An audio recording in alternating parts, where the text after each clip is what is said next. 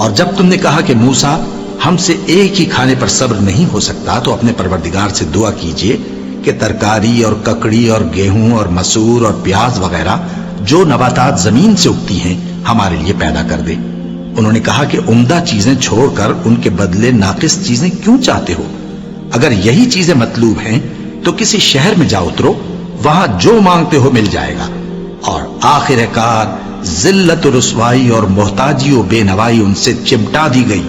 اور وہ اللہ کے غضب میں گرفتار ہو گئے۔ یہ اس لیے کہ وہ اللہ کی آیتوں سے انکار کرتے تھے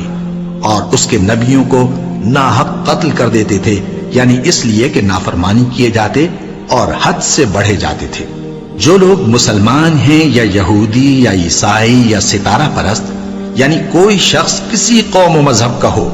جو اللہ اور روز قیامت پر ایمان لائے گا اور عمل نیک کرے گا تو ایسے لوگوں کو ان کے اعمال کا صلہ اللہ کے ہاں ملے گا اور قیامت کے دن ان کو نہ کسی طرح کا خوف ہوگا اور نہ وہ غمناک ہوں گے۔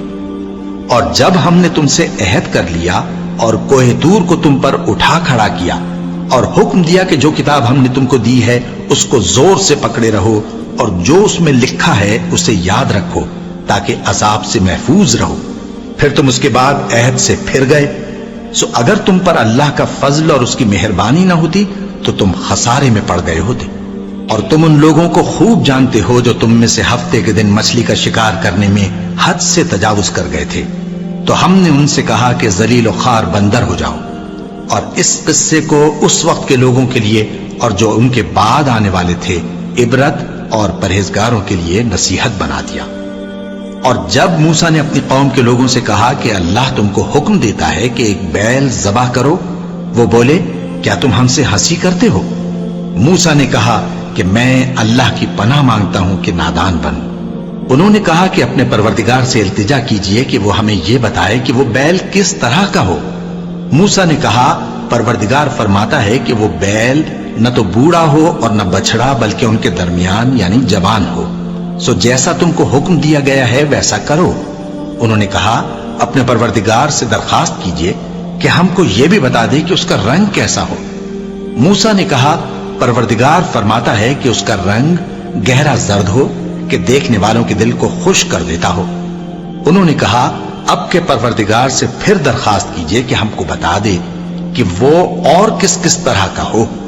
کیونکہ بہت سے بیل ہمیں ایک دوسرے کے مشابہ معلوم ہوتے ہیں، اور اللہ نے چاہا تو ہمیں ٹھیک بات معلوم ہو جائے گی۔ موسیٰ نے کہا کہ اللہ فرماتا ہے کہ وہ بیل کام میں لگا ہوا نہ ہو، نہ تو زمین جوتتا ہو اور نہ کھیتی کو پانی دیتا ہو، بے عیب ہو، اس میں کسی طرح کا داغ نہ ہو۔ کہنے لگے اب تم نے سب باتیں درست بتا دی۔ غرض بڑی مشکل سے انہوں نے اس بیل کو ذبح کیا، جبکہ وہ ایسا کرنے والے لگتے نہ تھے۔ اور جب تم نے ایک شخص کو قتل کیا تو اس میں باہم جھگڑنے لگے،